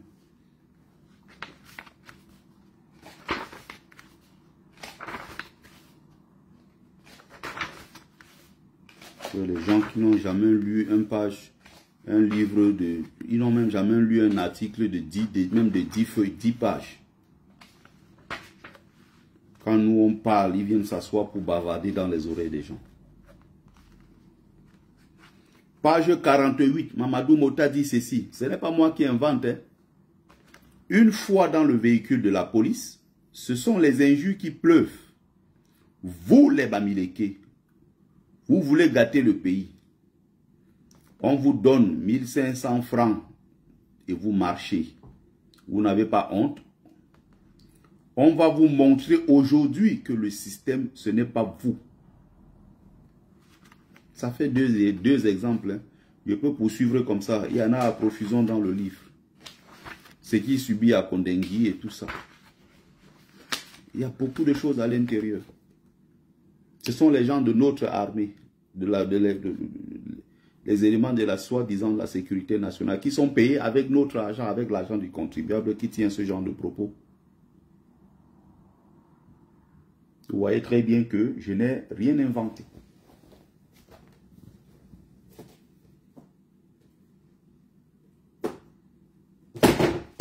Bon, je vais ranger ça demain et je vais ranger ça après le live. Vous voyez? Quand moi j'ai été arrêté ici, tabassé presque à mort, au conseil de grâce des cas, ceux qui étaient en train de me donner des coups quand j'étais au sol, le disaient, vous les Bamileke, on va vous montrer. Ce que vous cherchez dans ce pays, on va vous montrer. Ils disaient, tapez-le, c'est un Bamileke, je le remarque. Vous m'autorisez, motangraphie, dis pas mon. Il parlait, j'étais là, j'écoutais. Comment on peut donc poser ce genre d'acte, te traiter de cette façon parce que Bamileke, et demain tu vas venir dire aux gens, non, au Cameroun, il y a deux tribus, ceux qui mangent et ceux qui ne mangent pas. Vous faites rigoler les gens. C'est d'une tristesse qui ne dit pas son nom. Le problème, c'est ça, c'est d'avoir affaire aux gens qui ne savent pas nommer l'ennemi. Qui tu combats? Qui te combat? Pour quelle raison? Si vous n'êtes pas capable de mettre les points là sur les i, de dire les choses de façon très claire. Le système qui est en place là et qui a pris le Cameroun en otage est un système boulou. Si vous ne pouvez pas le dire, c'est que la lutte que vous menez, vous ne menez même pas une lutte même. C'est-à-dire que c'est les gens qui disent qu'ils battent, qu'ils luttent. Vous ne luttez pas. Vous n'êtes pas des combattants. Si vous n'êtes pas capable de dire les choses de façon très claire sur le système qui nous gouverne, c'est un système majoritairement boulou. C'est démontré ici. J'ai déjà trop parlé de cet ouvrage-ci de Jean-Frédéric Fenkam. Il faut même que je sorte l'autre là, au Cameroun de Paul Biya. C'est une blanche, hein, une française, qui connaît bien ces réalités du pouvoir en place.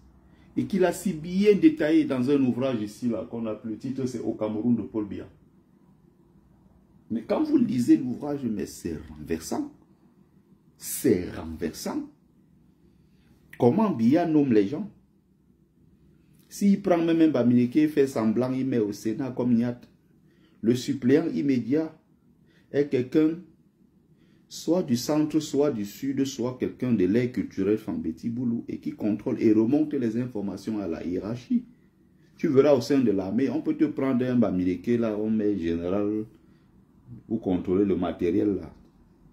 On le met quelque part, général de brigade, des trucs jupitériens comme ça, on te prend, on jette quelque part là-bas.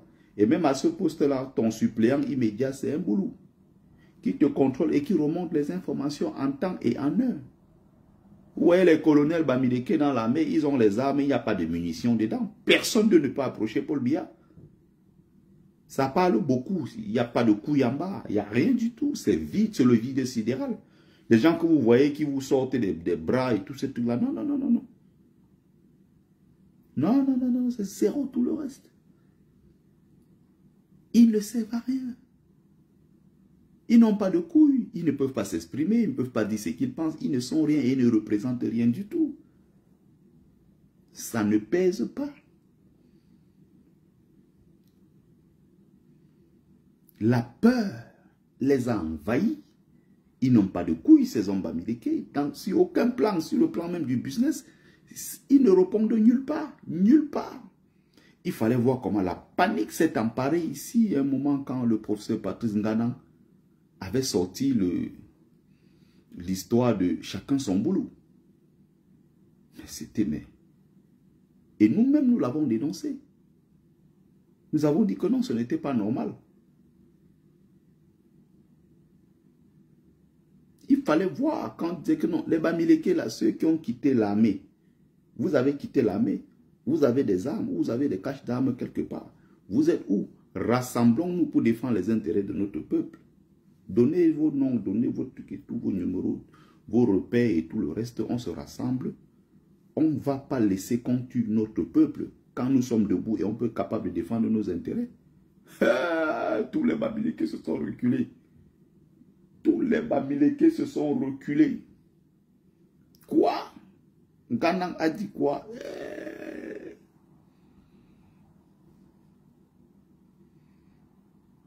Oui. Patrick Nganang, même la communauté, les gens le fuyaient. Quand Nganang, les gens le fuyaient.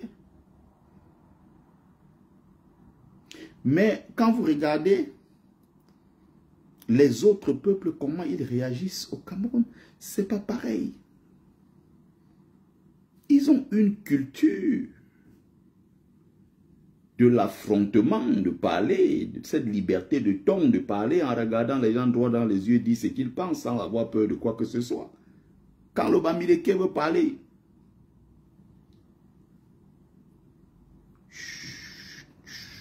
dès que quelqu'un... on parlait de... Oui, j'étais en train de dire... Dès que la personne parle, il guette, il n'y a personne. Le Bamileke recommence. Voilà comment il fonctionne. C'est ça. Patrick Ngana n'a fait que reprendre ce qui existait déjà dans l'histoire du Cameroun. Pour ceux qui ont lu l'histoire de notre pays, la chasse au Bamileke. Les journaux titraient chacun son Bamileke. Donc Ngana va maintenant reprendre chacun son Bamileke. Il va dire maintenant chacun son boulot. Tout le monde lui tombe dessus. Est-ce que les gens qui reprochent ça en Ghana savent que dans l'histoire du Cameroun, il y avait ce concept-là de cette phrase fétiche qui circulait partout, dans les radios, à la télé, dans les journaux et tout. Chacun son Bamileke. Le Bamileke était comme un taliban. C'est-à-dire que ce que sont ce genre de serpents qui arrivent quelque part dans une ville ou dans une maison. Est-ce que vous pouvez dormir dans une maison sachant qu'il y a un serpent? Tant que vous n'avez pas vu le cadavre de ce serpent-là. Toi, tu vas pas dormir que tu dors quoi? Non. Il y a des gens là qui partent. Tu veux dormir, tu dis le serpent peut sortir à tout moment, il finit avec toi, il t'avale ou il te mord ou quelque chose. Il sort son poison venimeux.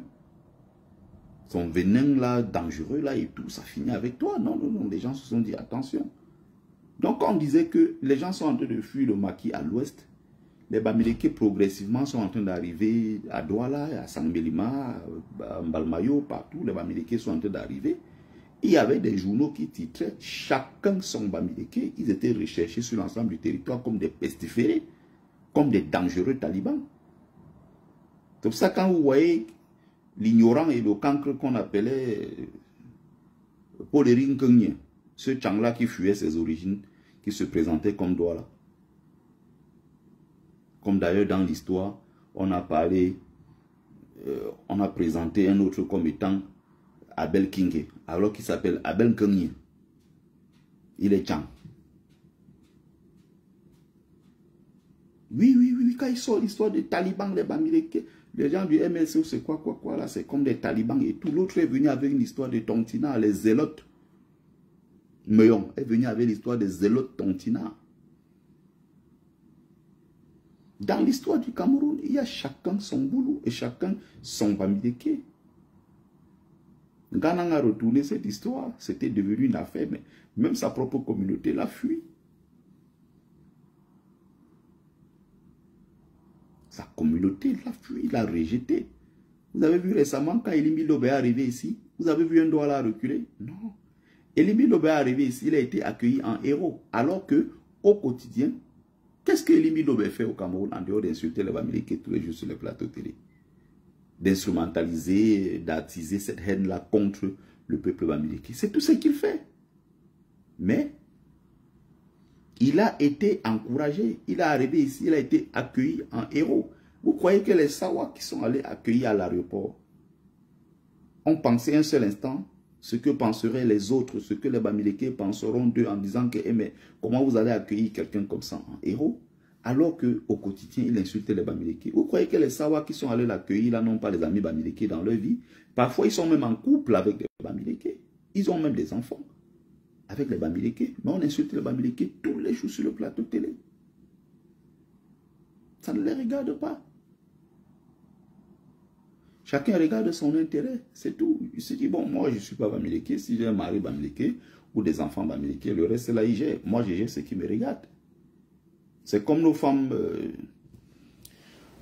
nos pauvres enfants, footballeurs africains, basketteurs africains, musiciens africains et toutes les célébrités que vous voyez. Ils se mettent en couple avec des femmes blanches. Mais, demain, vous entendez qu'il est victime de racisme dans un terrain de football. Sa femme ne dénonce pas.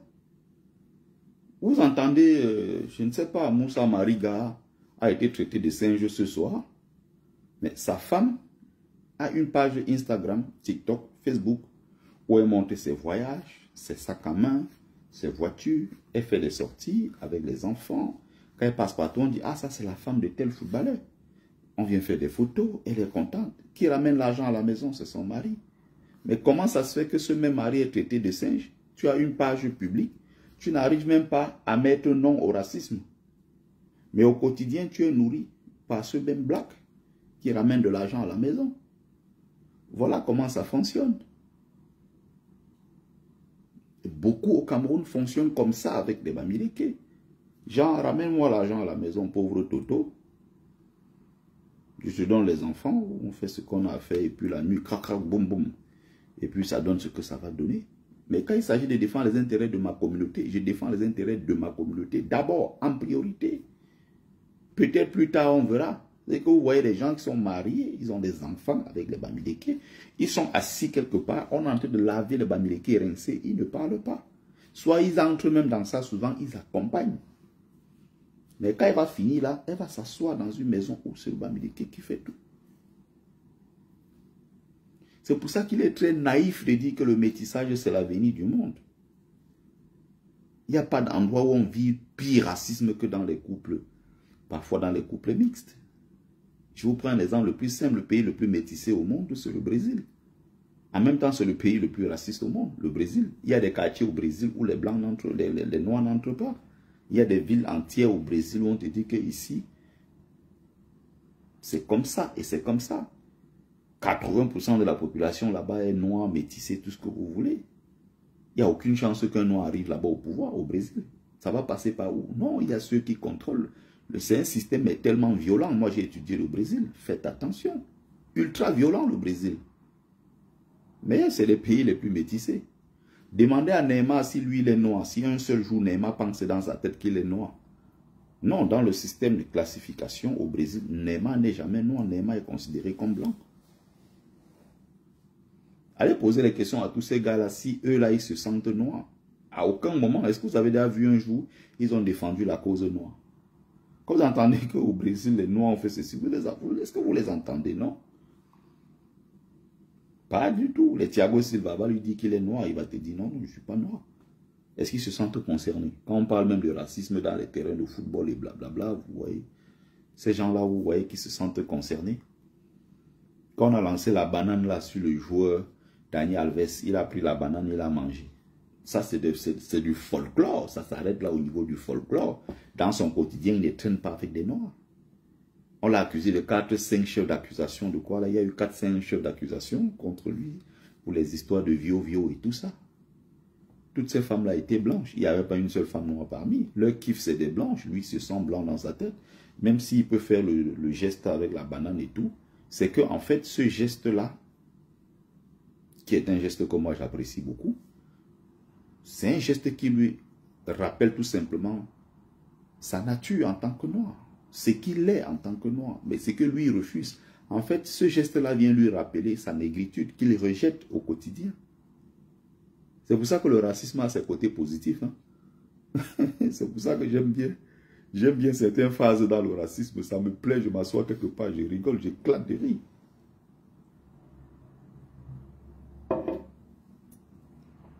J'éclate de rire. Pourquoi? Parce que vous avez des gens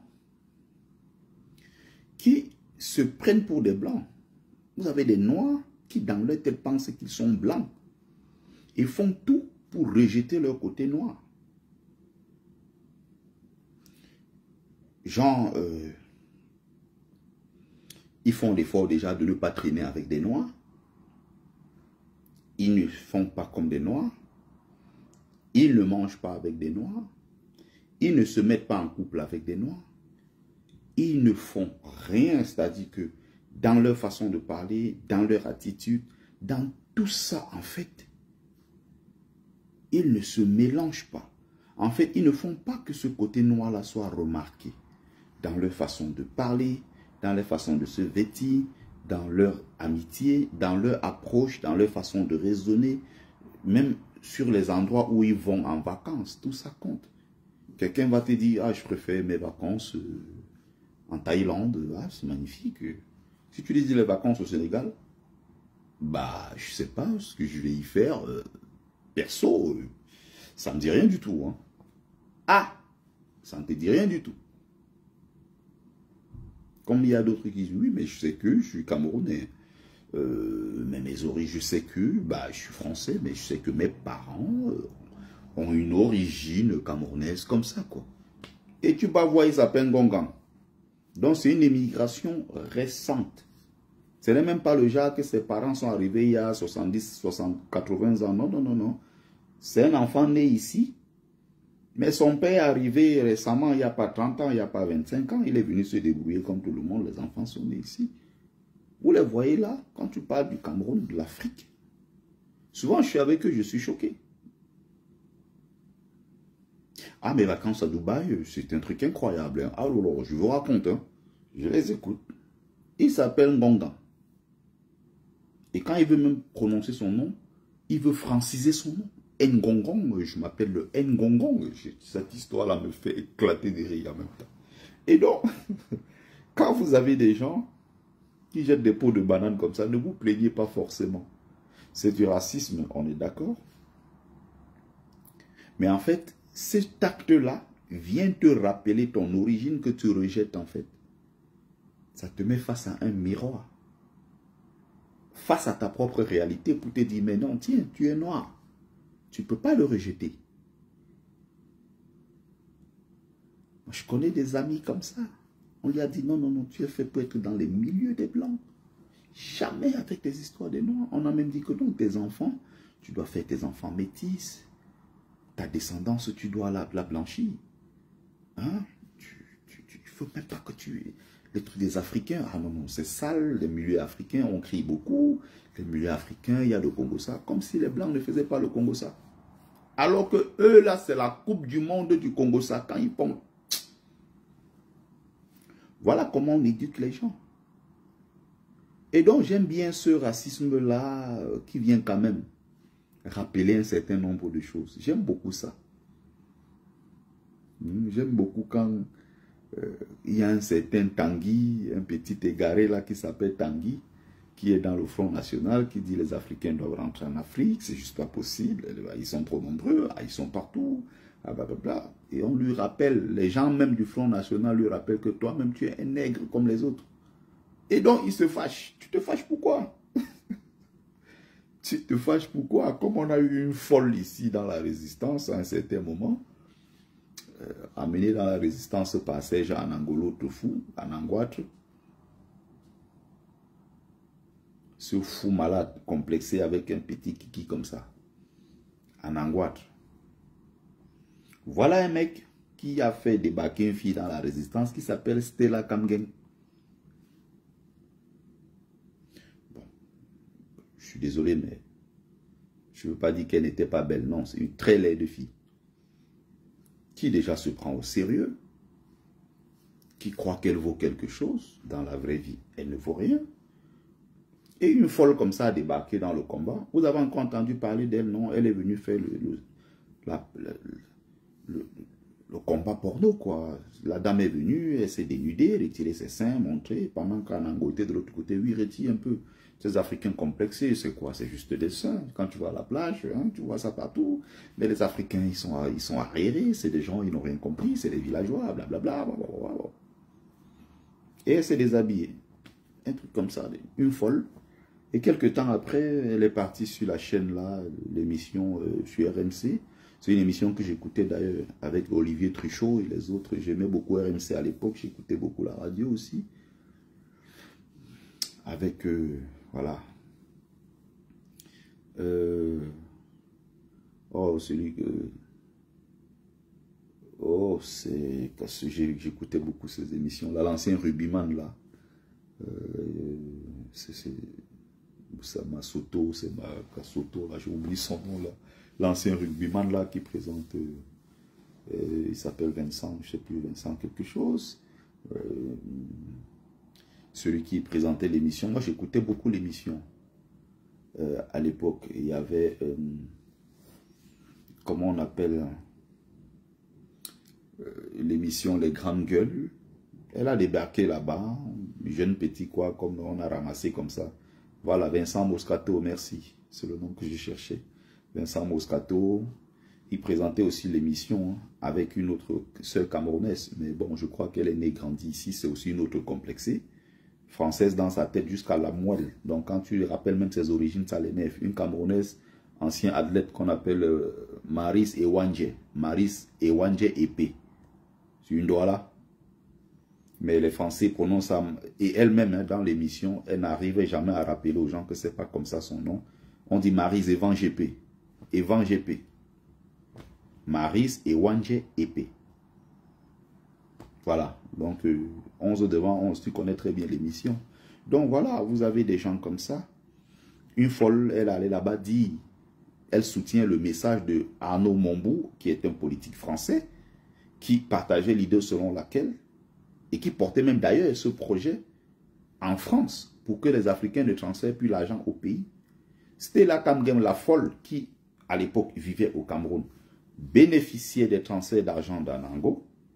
C'est elle aujourd'hui qui est en France et qui va soutenir Arnaud Montebourg en disant que les Africains sont feignants, ils n'arrivent pas là-bas en Afrique à se débrouiller par eux-mêmes. Il faut que la France arrête d'envoyer, de transférer de l'argent au Cameroun. C'est là où vous comprenez que les choses des Camerounais, pardon, Papa Kamto, prends les choses de l'an 2025. Je ne veux plus entendre parler des Camerounais, je sors de toutes ces choses. Ça, je ne peux pas l'admettre. Tu étais en Afrique. Tu vivais dans cette misère. Quelqu'un de l'Europe te soutenait et tu percevais cet argent. Tu étais content. Du jour au lendemain, c'est toi maintenant qui es contre les transferts d'argent en Afrique. Merde. Si tu n'es pas courageux, tu ne peux pas t'aider avec les choses des Cameroun. C'est compliqué. Très compliqué. Vous comprenez ça? Donc, ce genre de complexé-là, j'aime bien quand on le jette ça à la figure. Pourquoi? Parce que ça rappelle ses origines. C'est pour ça que les Anango, comme ça, avec le complexe, quand tu lui rappelles qu'il est un Français de papier, ou bien tu jettes un truc là sur Anango, tu lui rappelles ses origines Tchang. Il n'aime pas ça. On dit qu'il est Tchang là et tout. Il n'aime pas ça, il ne supporte pas. Donc, c'est des gens prêts à tout pour se livrer, pour se blanchir, pour effacer leur identité. Ils sont prêts à faire tous les sacrifices qu'il faut, quoi, pour ne pas être considérés comme africains et autres. Non, non, non, ils se font passer pour autre chose. C'est comme il y a certains Antillais, ils vont t'inventer, j'ai des origines bretonnes, tu le vois, il est tout noir devant toi, il te dit qu'il a les origines bretonnes. Et il est convaincu, il en est convaincu. Vous voyez des choses comme ça, c'est pour ça qu'il y a une petite piqûre de rappel, là, de temps en temps, des petits trucs comme ça pour rappeler. Et les gens, ils font face à la réalité. Ah, mais je suis noir. Comme une là qui m'appelle, oui, mais il faut que tu me trouves un Camerounais. Je veux renouer avec mes origines. Je veux manger d'une dolée. Je dis, ah, tu es arrivé en France 35 ans, 40 ans après, tu as fini de te faire user de l'autre côté là, bien, tu es allé là-bas. Et c'est maintenant que tu te rappelles que, ah, mais tu as des origines camerounaises. Je veux manger du ndolé, du ndolé. Comment elle parle même? J'ai envie de remanger du ndolé. Je l'écoute, je dis que moi, les blagueuses. Des blagueuses comme ça. Donc aujourd'hui, tu veux manger du ndolé. Tu es arrivé en France, on t'avait dit que ta communauté est mauvaise, tes frères ne sont pas bons, ne écoute-toi pas les Africains. Et tu es resté dans ce délit là 30 ans, 35 ans. Tu te réveilles maintenant, tu dis tu veux faire le retour aux sources. Quand tu as fini de te faire consommer, te faire presser de l'autre côté. Tu veux maintenant faire retour aux sources. C'est des choses qui font rigoler ça. Les seuls au monde qui commettent ces erreurs, ce sont les Africains. Parce qu'on est avec les autres, on dénigre sa propre communauté. Tu vois une sœur africaine parce qu'elle est en couple avec le blanc. Tous les hommes noirs, d'après elle, c'est des vieux, c'est des gens bruts, c'est des sauvages. Les hommes noirs, c'est des ceci, c'est des racailles, c'est blablabla. Pareil, quand tu vois un mec black complexé qui se retrouve avec une blanche, dont toutes ces sœurs africaines sont des wakas. Ah, c'est du n'importe quoi. Elles sont matérialistes, elles sont ceci, elles sont cela, elles sont sales, elles sont... Tout ça là, devant la white, il oublie qu'il est en train de lui-même se... Il est en train de se rabaisser. En rabaissant tes propres soeurs, ta propre communauté, tu te rabaisses, tu perds de la valeur devant les autres. Voilà comment ça fonctionne. Tu ne verras jamais un blanc parce qu'il est en couple avec une femme noire traiter les autres blanches de ceci ou de cela. Jamais de la vie.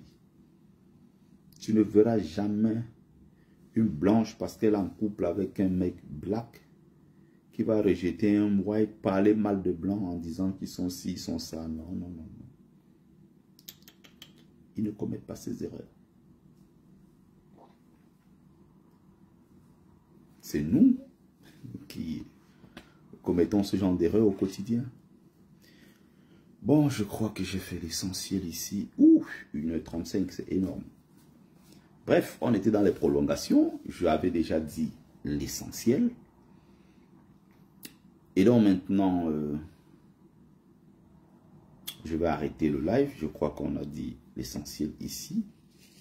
On attend comment les choses vont se passer. On vous invite en attendant massivement, n'est-ce pas? Pour ceux qui n'ont pas encore le bouquin, il est là. Contactez-moi tout simplement. Je vous l'envoie par la poste, n'est-ce pas?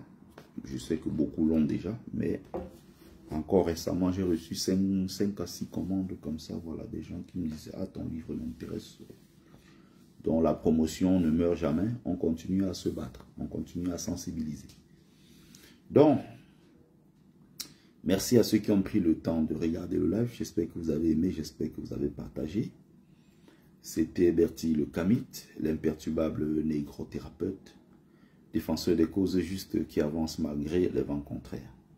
En espérant que ça vous a plu, vie, force, santé à vous, pluie de bénédictions ancestrales. C'était Mumbe Sombungbon, porteur et propagateur du savoir ancestral, descendant de la dignité et de ceux qui n'ont jamais trahi. Merci à vous et très bonne soirée.